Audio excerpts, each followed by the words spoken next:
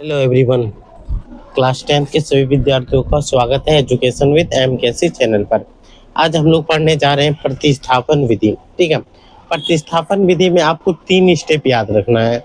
पहला तो 2 समीकरण होगा। पहला स्टेप में क्या, एक्स वाई, वाई का वैल्यू आपको निकालना है, एक्स या वाई सिंगल एक का, या तो आपको एक्स का निकालना है या तो वाई का। देखो सीधा समझो आप। प्रतिस्थापन, प्रतिस्थापन का मतलब होता है क्या, हटाना और दूसरे को बिठा दो। हटा, उसके एक स्थान को हटाओ और वहीं पे दूसरे चीज को बिठा दो, उसी को बोलते हैं प्रतिस्थापन। ठीक है, तो सिंपल याद रखना है कि इसमें फर्स्ट स्टेप आपको क्या काम करना है ताकि क्वेश्चन को आसानी से बना सको, उसके लिए स्टेप जानना है। वैसा स्टूडेंट जो क्लास 6 में नहीं पढ़ा हो, 7 में मैथ नहीं पढ़ता है, 8 में नहीं पढ़ता है, 9th में थोड़ा पढ़ता है फिर नहीं पढ़ता है, तो वो स्टूडेंट भी अच्छे से समझ पाए, उसके लिए आपको याद रखना है कि फर्स्ट स्टेप समीकरण एक से एक नया समीकरण बनाना, से क्या करना है, नया समीकरण बनाना है, नया समीकरण बना लेंगे। ठीक है, नया समीकरण बनाएंगे। स्टेप 2, उसमें एक्स या वाई का वैल्यू ज्ञात करेंगे, एक्स या वाई का वैल्यू निकालेंगे। थर्ड स्टेप में जो समीकरण 1 या 2 से नया समीकरण बनाएंगे, जो जहाँ पे क्या होगा, एक्स या वाई का वैल्यू निकलेगा। थर्ड स्टेप में हम लोग क्या करेंगे, तो एक्स या वाई का वैल्यू 1 या 2 समीकरण में बिठा देंगे, समीकरण 2 में बिठा देंगे, 2 में सेट कर देंगे। ठीक है, समीकरण 1 में क्या होगा, एक्स या वाई का वैल्यू हटाएंगे, हटा करके हमें सिर्फ एक्स या वाई का वैल्यू निकालेंगे। ठीक है, एक्स या वाई का वैल्यू निकालना है। और स्टेप थर्ड में हम लोग क्या करेंगे, एक्स या वाई का वैल्यू समीकरण 2 में बिठा देंगे, जिसका निकालेंगे उसी चीज का हमें बिठाना है। ठीक है, ये समझ में आया? तो बताओ आप। एक क्वेश्चन आपको बना के दिखा रहे हैं, उसके बाद आपको सारा क्वेश्चन समझ में आ जाएगा। एक बार देख लेते हैं कि ब्लर तो नहीं आ रहा है। ब्लर आने के बाद बहुत दिक्कत होता है, बहुत बार क्या होता है ब्लर आ जाता है। ठीक है, तो चलो कोई दिक्कत नहीं हो रहा है अभी। पहला क्वेश्चन क्या है, पहला ही क्वेश्चन है एक्स प्लस वाई बराबर 14, एक्स माइनस वाई बराबर 4, यही है। तो देखो इसको हम लोग बोलेंगे समीकरण 1। ठीक है, इसको बोलेंगे समीकरण 2। सबसे पहला स्टेप, एक नया समीकरण बना लेंगे, या तो लिखेंगे समीकरण 1, यहाँ से लिखेंगे हल। ठीक है, ये तो यहाँ से उतारे हैं। ठीक है, हल, हल में लिख देते हैं एक्स प्लस वाई बराबर 14। अगर यहाँ पे हम लोग नहीं लिखते हैं तो यहाँ पे लिख देंगे, ये हो गया समीकरण 1, और एक्स माइनस वाई बराबर 4, ये हो गया समीकरण 2। अब हम दूसरा स्टेप में क्या बोले, नया समीकरण बनाना है, या तो एक्स या वाई का वैल्यू निकालना है, तो लिखेंगे समीकरण 1 से। ठीक है, फर्स्ट स्टेप में हम लोग समीकरण 1 लेंगे, अगर 2 भी लेने का मन हो तो 2 भी ले सकते हो, इसमें कोई दिक्कत नहीं है। तो समीकरण 1 ले लो, एक्स प्लस वाई बराबर 14 है। अब क्या बोले थे, एक्स या वाई का वैल्यू किसी एक का निकालना है। अगर हम लोग एक्स का वैल्यू निकालते हैं तो क्या होगा, 14, ये वाई प्लस में इधर आके माइनस वाई होगा, ये हो गया समीकरण 3। क्या हो गया, इसको मान लेंगे समीकरण 3। अब यहाँ लिखेंगे एक्स का मान समीकरण 2 में रखने पर, 2 में रखने पर या प्रतिस्थापित करने पर, प्रतिस्थापित करने पर। अब देखो, अब यहाँ पे आप ध्यान से समझना, x का मान क्या है, पहले तो समीकरण 2 यहाँ लिखेंगे, x माइनस वाई बराबर 4।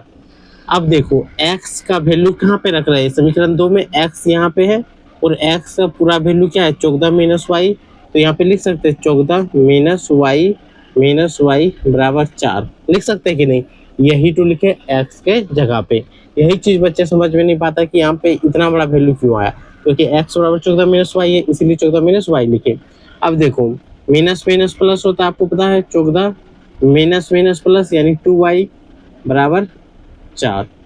अब 14 प्लस है, इधर आके क्या होगा माइनस, यानी माइनस 2y बराबर 4 माइनस 14।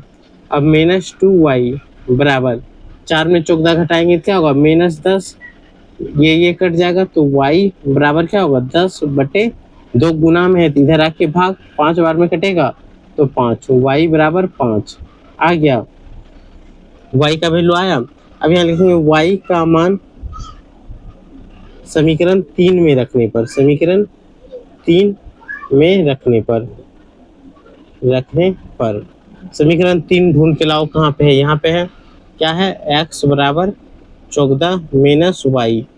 अब यहाँ हो जाएगा 14 माइनस वाई का वैल्यू 5 आया, 5 14 में 5 घटाओ 9, यही तो हो गया आंसर।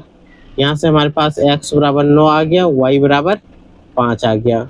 ये हो गया इसका फाइनल आंसर। समझ में आया या नहीं आया ये बताओ। अगर समझ में आ गया हो तो एक बार इसको नोट करें, झट से एक बार आप नोट कर लो, फिर हम लोग आगे बढ़ते हैं। ठीक है, अब हम लोग क्वेश्चन नंबर 2 पे बढ़ते हैं। इसको आप नोट कर लिए तो हम इसको मिटा लेते हैं। ठीक है, नहीं नोट किए हो तो आप बैक जाके नोट कर सकते हो या तो एक बार स्क्रीनशॉट लेके नोट कर सकते हो।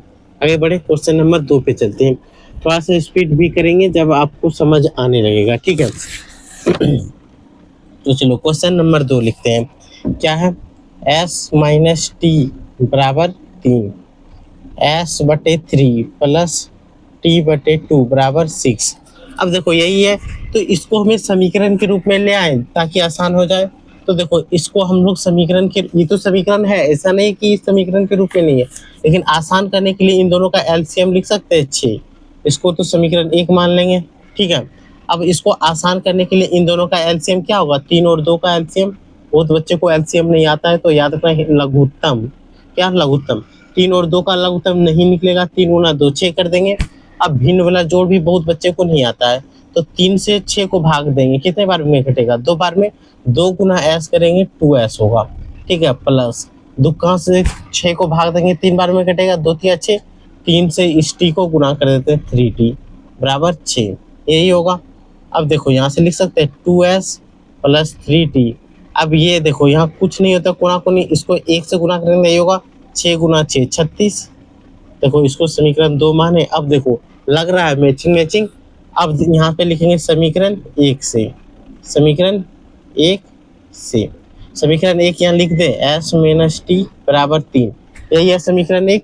तो हम लोग s का वैल्यू निकालेंगे, इसलिए s बराबर क्या होगा 3, माइनस टी है तो इधर आके प्लस टी होगा। बताओ होगा कि नहीं। और इसी को हम लोग क्या मानते हैं, समीकरण 3 मानते हैं कि नहीं। तो यहाँ से समीकरण 3 आ गया। अब यहाँ क्या करें, s का मान किस में रखें, समीकरण 2 में रखते हैं, मान समीकरण 2 में रखने पर, या तो आप लिख सकते हो प्रतिस्थापित करने पर, रखने पर। ठीक है, 2 कहाँ है, ढूंढ के लाओ, यहाँ पे है 2s प्लस 3t बराबर 36, यही है। अब s के जगह पे हम लोग क्या रखेंगे, 3 प्लस t, 2 तो रखेंगे ही रखेंगे, s के जगह पे 3 प्लस t रख दिए, क्योंकि 2 के साथ गुना है तो ऐसे लिखे तो गुना हो गया, 3t बराबर 36। अब देखो यहाँ 2 गुना 3 6, 2 गुना t 2t प्लस 3t बराबर 36। ठीक है, अब देखो 2t और 3t जोड़ेंगे तो 5t होगा। अब 6 प्लस में है तो इधर करेंगे तो क्या होगा बताओ, 6 प्लस में तो इधर करेंगे तो माइनस, आप तो जानते ही हो, इसलिए अब यहाँ पे क्या बचा, 5t बराबर 36 में 6 घटाओ। आपको घटा नहीं आता है तो कोई बात नहीं, ऐसे 36 को लकीर दे देना है, उसमें 6 को काट देना है। क्लास 10 में अगर घटा भी नहीं आ रहा है तो दिक्कत है, तो यहाँ से 30 बचेगा। ठीक है, अब इसलिए t बराबर क्या होगा 30/5 है, गुना में तो इधर आके भाग कटा देंगे, t इक्वल टू 6 आया, 6 पंचे 30, यानी t का वैल्यू 5 आ गया। अब यहाँ लिखेंगे t का मान समीकरण 3 में रखने पर, किसमें, समीकरण 3 में रखने पर। ठीक है, अब समीकरण 3 कहाँ है, देखो यहाँ पे है, s बराबर 3 प्लस टी, तो s बराबर 3, t का वैल्यू 5 आया, 5 3 8, यानी कि यहाँ से s का वैल्यू 8 और t का वैल्यू 5, यही तो हमारा आंसर है। समझ में आया या नहीं आया ये बताओ। जिसको समझ में आ रहा है वो लाइक और कमेंट जरूर करें। ठीक है, और टेलीग्राम से जरूर ज्वाइन कर ले ताकि और अच्छे से और अच्छे सब्जेक्ट में अच्छे से मार्क ला सकूं। अब बढ़ते हैं क्वेश्चन नंबर 3 पे। क्या है?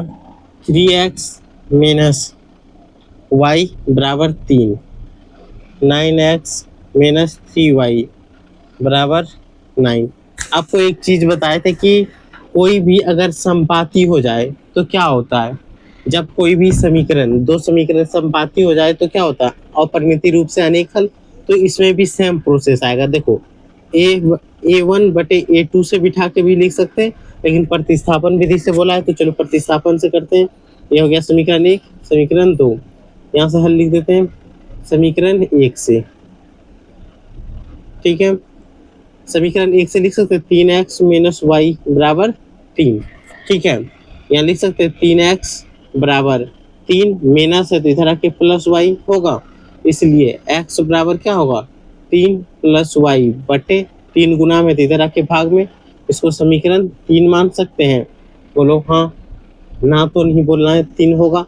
x का मान अब किस में रखें? समीकरण 2 में। समीकरण 2 में रखने पर अगर ये आप एग्जाम में बना के आते हो तो अच्छे मार्क्स आएगा। आप ध्यान से समझना। अब यहाँ देखो x ढूंढो, समीकरण 2 ढूंढो। यहाँ है 9x minus 3y is equal to 9, यही है। अब यहाँ 9 है तो 9 लिख देते हैं। x के जगह पे हम लोग लिख सकते हैं 3 प्लस वाई बटे 3, प्लस यहाँ माइनस है, माइनस 3y होगा। 3 से घटाएंगे 3 बार में कट जाएगा, तो यहाँ से क्या है? 3 तिया 9, और यहाँ से घटाएंगे 3y माइनस 3y बराबर 9 है, बराबर 9 है। यहाँ से देखो, यहाँ कट गया 9 बराबर 9। इसका मतलब क्या हुआ? कहीं ना कहीं बराबर आ रहा है, कट रहा है, यानी कहीं ना कहीं विद्युत मिलेगा, तो लिखेंगे अपरिमित रूप से अनेक हल। अपरिमित रूप से अनेक हल, अनेक हल है। ठीक है, वैल्यू तो निकल फाइंड हो रहा है, इसीलिए अपरिमित रूप से क्या होगा? अनेक हल होगा। ठीक है, अगर ये भी नहीं समझ में आया तो आपको याद रखना है a1 बटे a2 बराबर अगर बिठाते हैं तो देखो 3 बटे 9 को बिठाते हैं, 3 का 1 कट गया, 1 बटे 3 बार में कटेगा। ठीक है, b1 बटे b2 अगर बिठाते हैं तो b1 का मान देखो -1, इसका मान -3 है, देखो है कि नहीं। तो यहाँ से अगर कटाते हैं तो 1 बटे 3 आएगा। ये आपको नहीं करना है, आपको सिर्फ दिखा रहे हैं, सिखा रहे हैं। c1 बटे c2 क्या है? 3 बटे 9 है, कटाएंगे तो 1 बटे 3। तो देखो 1 बटे 3, 1 बटे 3, 1 बटे 3 आया। a1 बटे a2 बराबर b1 बटे b2 बराबर c1 बटे c2। यानी ये क्या होगा? संपाती। जब भी संपाती होता है तो वो क्या होता है? अनेक हल होता है कि नहीं। तो इसका भी अपरिमित रूप से अनेक हल निकलेगा, लेकिन ये आपको नहीं करके दिखाना है। ठीक है, ये नहीं करके आपको यहाँ पे दिखाना है। आपको यहाँ पे सिर्फ अपरिमित रूप से अनेक हल यही तक में छोड़ देना है। अब आते हैं क्वेश्चन नंबर 4। क्लियर है? क्वेश्चन नंबर 4 पे आते हैं। ठीक है, क्वेश्चन नंबर 4 पे आते हैं। क्वेश्चन नंबर 3 तो आप समझ ही चुके होंगे।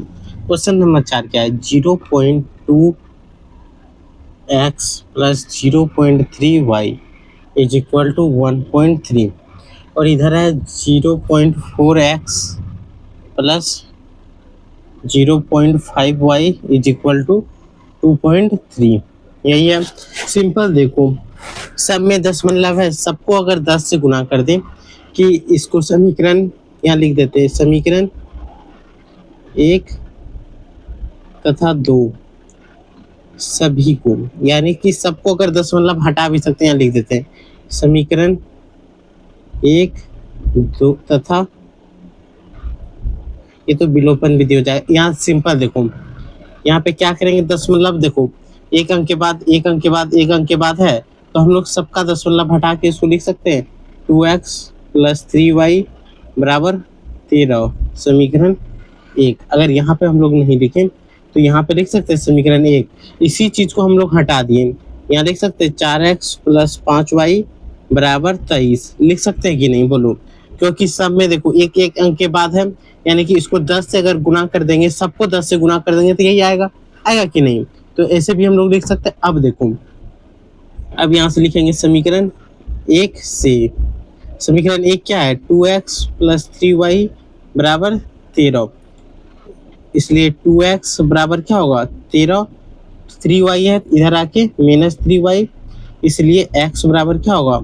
13 -3y बटे 2, ये हो गया समीकरण 3, एक नया समीकरण बनाओ, पहला स्टेप, दूसरा स्टेप कर हो जाएगा। अब देखो इसी का यहाँ पे लिख सकते हैं समीकरण 2 में x का मान रखने पर, x का मान रखने पर।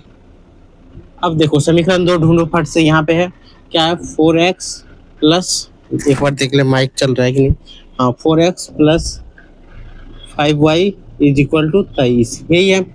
अब यहाँ पे देखो 4, x के जगह पे यहाँ टोटल वैल्यू लिख सकते हैं 13 माइनस 3y बटे 2 प्लस 5y बराबर 23 लिख सकते हैं। यहाँ से कटाएंगे तो 2 बार में, यहाँ से गुना करेंगे 13 दूना 26 माइनस 3 दूना 6y प्लस 5y बराबर 23।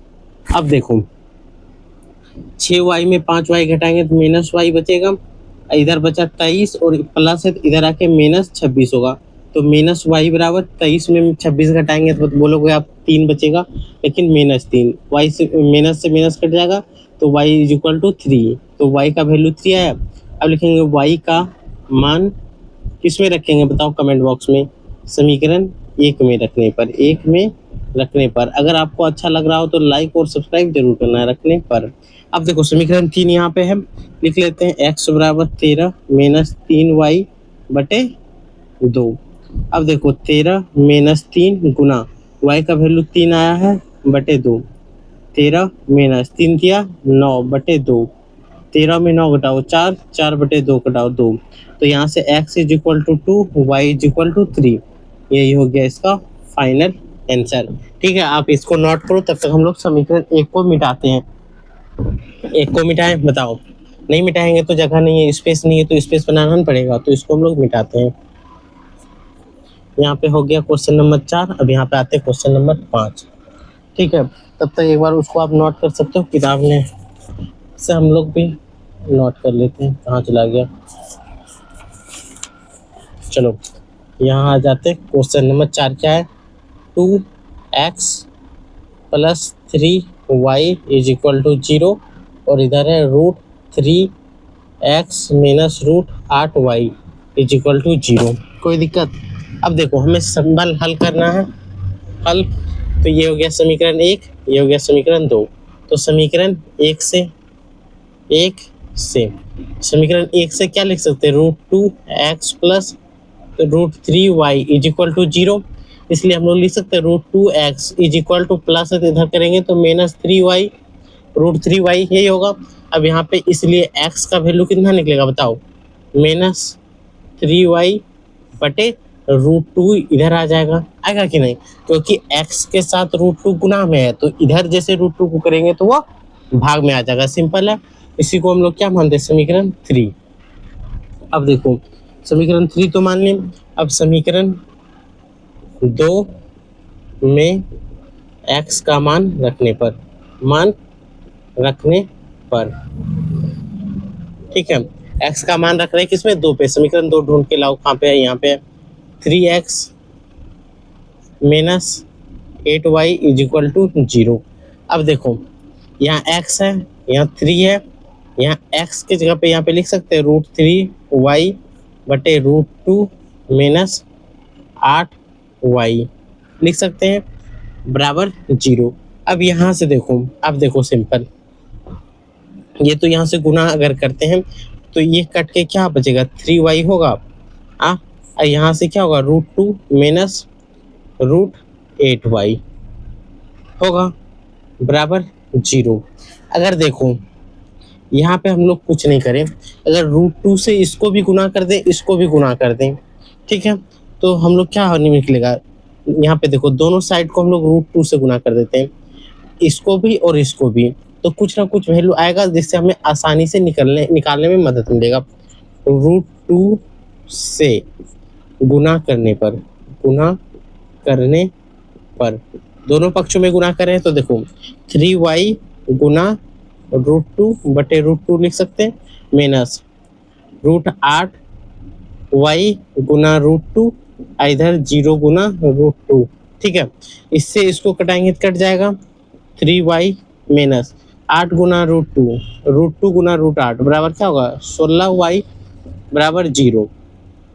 अब यहाँ से क्या आया 3y माइनस, इसको घटाएंगे तो क्या आएगा 4y बराबर 0।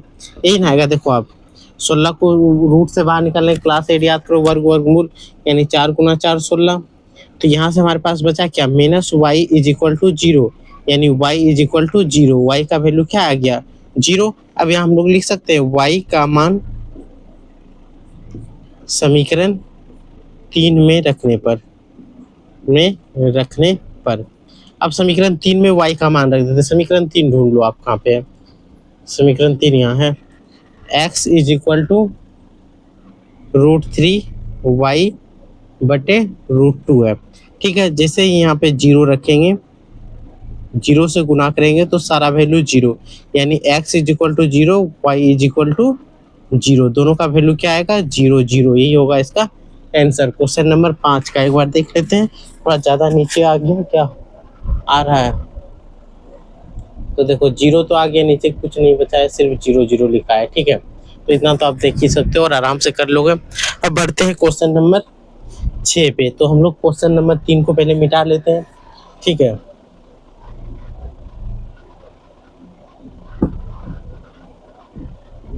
एक एक बॉक्स को मिटाएंगे, एक एक बनाएंगे। ठीक है, अब आ जाते हैं। ये थोड़ा सा लॉन्ग प्रोसेस में बनेगा क्योंकि बटे वाला है। तो देखो क्वेश्चन नंबर 6 क्या है, 3x बटे 2 माइनस 5y बटे 3 बराबर -2, यही है। और अगला क्या है, x बटे 3 प्लस y बटे 2 बराबर 13 बटे 6। ठीक है, यही है। तो इसको हम लोग हल कर लेते हैं, यहाँ लिखते हैं हल।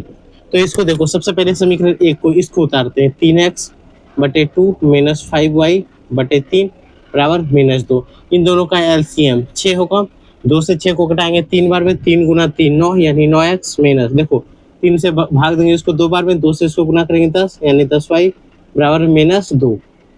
अब यहाँ हो गया 9x माइनस 10y। अब इधर क्या है, ये इससे गुना हो जाता है, आपको पता है क्रॉस गुना होता है, 6 गुना 2 12, यानी -12। इसी को मानेंगे समीकरण 1। कोई दिक्कत, गुना भाग घटा ये सब आना चाहिए, भिन्न का नहीं आ रहा है तो आपको दिक्कत है। ठीक है, नहीं भी आ रहा है तो आप यहाँ पे सिंपल समझो कि भिन्न का घटा किए हैं।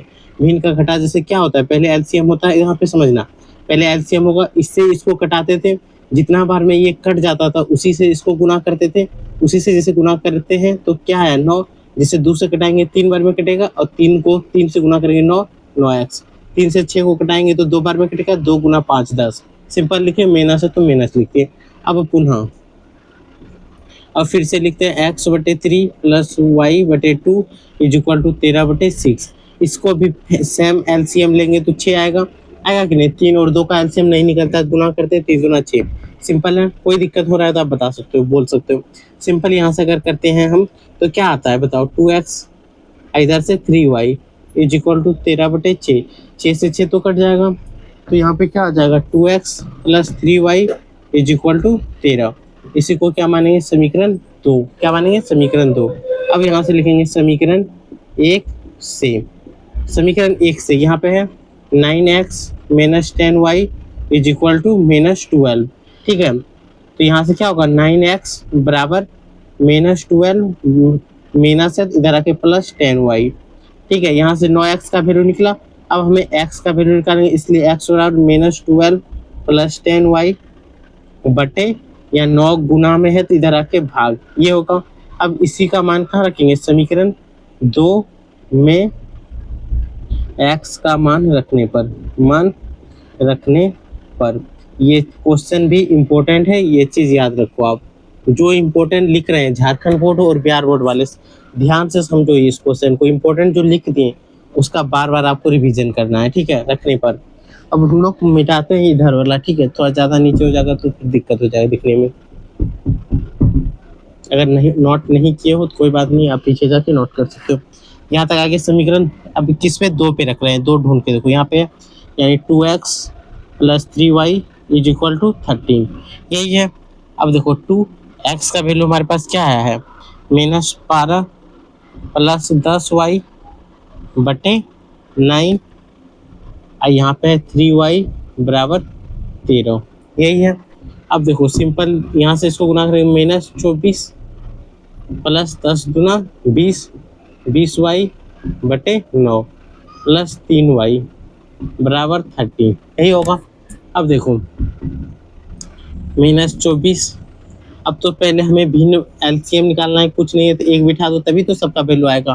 तो यहाँ 9 होगा, यानी ये तो 24 प्लस 20y ही होगा, यहाँ से घटाएंगे तो 9 × 27, यानी 27y बराबर 13 होगा। यहाँ पे समझना, ये तो 9 है, 9 का एक से इन दोनों को गुना करेंगे सेम होगा, 1 से 9 को भाग देंगे 9 बार में, 9 × 27 होगा, 9 से इसको गुना कर दिए 3 को, 27y बराबर 13।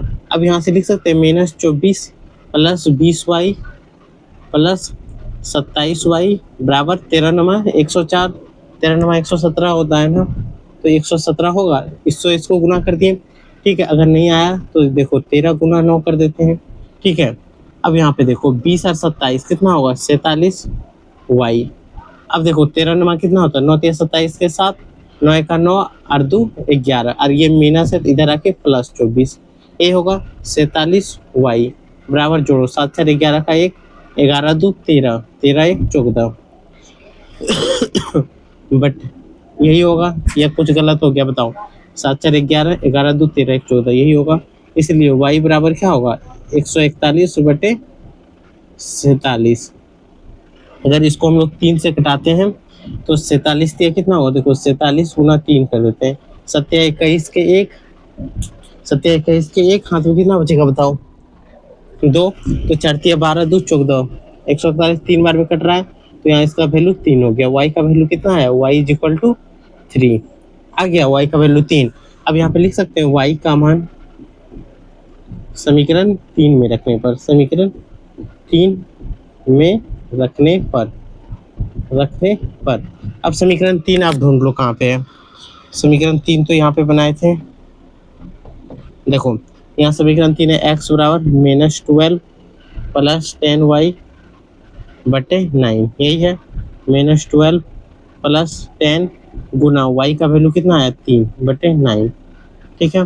-12 10 गुना 3 30 बटे 9, 30 में 12 घटाओ कितना बचेगा, 30 में 12 घटाएंगे तो 18 बचेगा, 18 बटे 9 घटाएंगे तो 2 आएगा, यानी यहाँ से x = 2 और y = 3, यही तो इसका आंसर होगा।